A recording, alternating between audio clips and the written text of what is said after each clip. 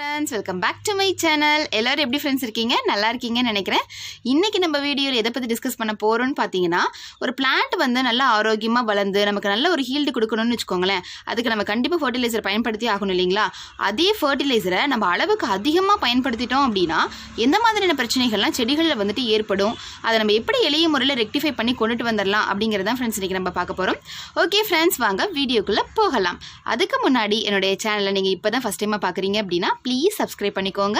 பக்கத்தில் இருக்க பெல் ஐக்கானையும் கிளிக் பண்ணிவிட்டு நோட்டிஃபிகேஷனில் ஆல் அப்படின்னு கொடுத்தீங்கன்னா நான் போடுற வீடியோட நோட்டிஃபிகேஷன் உங்களுக்கு உடனுக்குடன் வந்து சேரும். என்னுடைய வீடியோவை நீங்கள் மிஸ் பண்ணாமல் பார்க்க முடியும். வாங்கிட்டு வந்து நம்ம ரோஸ் செடி வந்து நம்ம நடும் பொழுது நம்ம என்ன நினைப்போம், ரோஸ் செடி வந்து சீக்கிரமாக நல்லா வளர்ந்து நிறைய பூக்கள் வந்து நமக்கு கிடைக்கணும் அப்படின்னு தான் எல்லாருமே ஆசைப்படுவோம் இல்லைங்களா?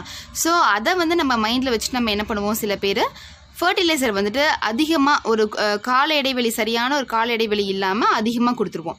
ஸோ அந்த மாதிரி கொடுக்கும் பொழுது அதனுடைய செடியினுடைய சிம்டம்ஸை வச்சே வந்து நம்ம கண்டுபிடிச்சிடலாம். அது என்னென்ன சிம்டம்ஸ்ன்னு பார்க்கலாம் ஃப்ரெண்ட்ஸ். நம்ம வந்து ஓவர் ஃபர்டிலைசரிங் தான் கொடுத்துருக்கோம் அப்படின்றத வந்துட்டு நம்ம இலைகளை பார்த்தாவே தெரிஞ்சுக்க முடியும் ஃப்ரெண்ட்ஸ். ஃபஸ்ட்டு சிம்டம்ஸ் வந்து என்னன்னு பார்த்தீங்க அப்படின்னா, இலைகளினுடைய அந்த ஓரங்களிலேயோ இல்லை அப்படின்னா நுனி பகுதியோ வந்து பார்த்திங்கன்னா அப்படியே ப்ரௌன் கலரில் மாற ஆரம்பிக்கும். இந்த பிரச்சனை வந்து எதனால் ஏற்படுதுன்னு பார்த்தீங்கன்னு வச்சுக்கோங்களேன். இப்போ நம்ம ஓவர் ஃபர்டிலைசரிங் வந்து, அதாவது நம்ம ஃபர்டிலைசரை கொடுத்துட்டு தண்ணி கொடுக்குறோன்னு வச்சுக்கோங்களேன். எப்பயுமே வந்துட்டு அது போய் ரூட் பகுதியை தான் வந்துட்டு நம்ம தண்ணி வந்து ஆஸ்மெட்டிக் ப்ரெஷர் மூலமாக செடிகளுடைய எல்லா பகுதிக்கும் வந்து கொண்டுட்டு போகும் இல்லைங்களா? ஸோ அந்த ப்ராசஸே வந்துட்டு ரிவர்ஸ் வந்துட்டு ஏற்பட ஆரம்பிச்சிரும். ஸோ அந்த இலைகள்லாம் வந்துட்டு கூல் ஆக முடியாமல் அதனுடைய நுனி பகுதி வந்து என்ன ஆகும்னு பார்த்தீங்கன்னா அப்படியே ப்ரௌனிஷாக ஆகிடும். அதனுடைய ஓர பகுதியுமே அப்படி தான் இருக்கும். ஸோ இதனுடைய ஃபஸ்ட்டு சிம்டம்ஸ் நீங்கள் இந்த மாதிரி வந்து தெரிஞ்சுக்கோங்க. எலினுடைய நுனி வந்து கருகுனாலோ, அதாவது நீங்கள் ஃபர்டிலைசரை கொடுத்ததுக்கு அப்புறமா சொல்கிறேன் நான், நீங்கள் ஓவர் ஃபர்டிலைசிங் கொடுத்தீங்கனாலும் இந்த மாதிரியான பிரச்சனைகள்லாம் வந்து ஏற்படும். ஸோ நீங்கள் அதை வந்து ஐடென்டிஃபை பண்ணிக்கோங்க. நம்ம வந்து ஃபர்டிலைசர் கொடுத்ததுக்கு அப்புறமா தான் இந்த மாதிரியான பிரச்சனைகள் ஏற்படுதா, இல்லை வந்து வாட்டரிங் வந்து நம்ம அதிகமாக கொடுக்கறனால வந்து இந்த பிரச்சனை ஏற்படுதா அப்படிங்கிறத நீங்கள் அந்த கொடுக்கறத வச்சு நீங்கள் பார்த்துக்கோங்க. அடுத்த சிம்டம்ஸ் வந்து என்னன்னு பார்த்தீங்கன்னா, இலைகளில் வந்துட்டு அங்கங்கே வந்து பார்த்தீங்கன்னா ஒரு மாதிரி மஞ்சள் நிறமாக மாறிடும். மஞ்சள் நிறமாக மாறி வில்டிங், அதாவது இலைகளே அந்த செடியை பார்த்தாவே பார்த்தீங்கன்னா அப்படியே ஒரு மாதிரி தொங்கி போன மாதிரி ஆகிடும். இலைகளெல்லாம் அப்படியே வாடி போயிடும்.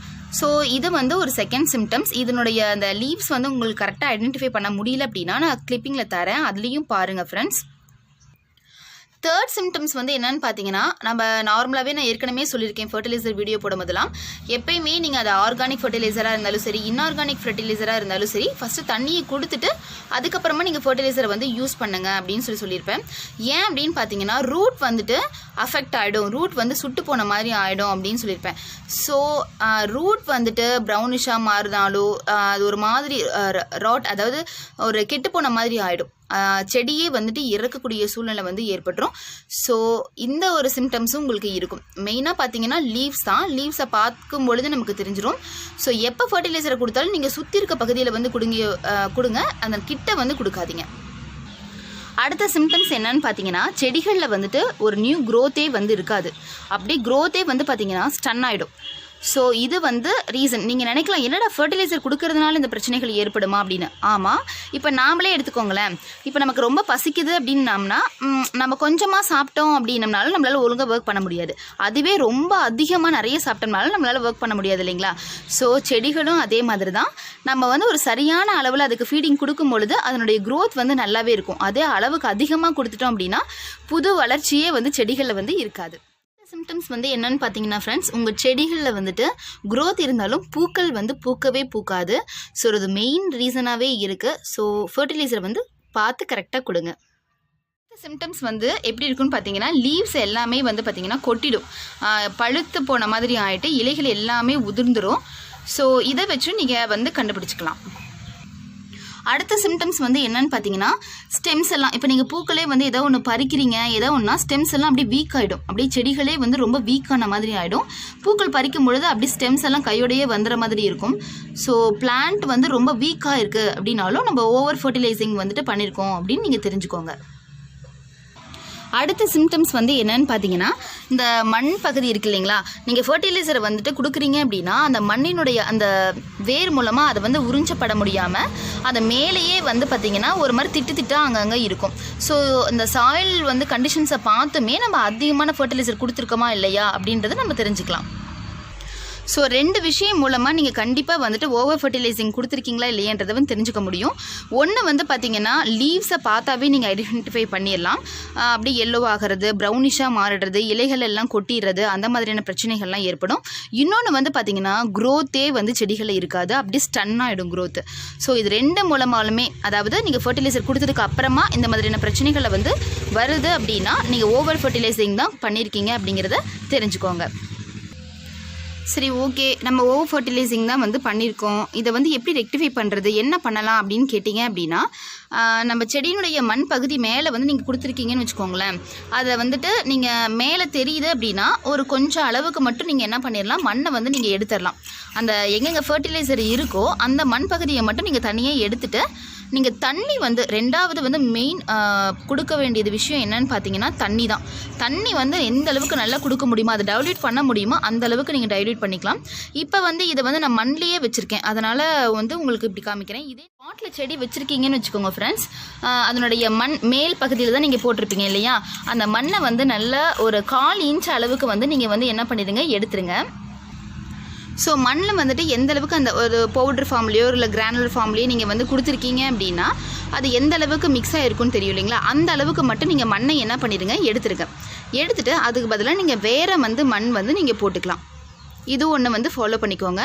அடுத்தது ரொம்ப ரொம்ப முக்கியமான விஷயம் என்னன்னு பார்த்தீங்கன்னா தண்ணி தான் ஃப்ரெண்ட்ஸ். தண்ணி வந்து நல்லா வந்து கொடுத்துக்கோங்க.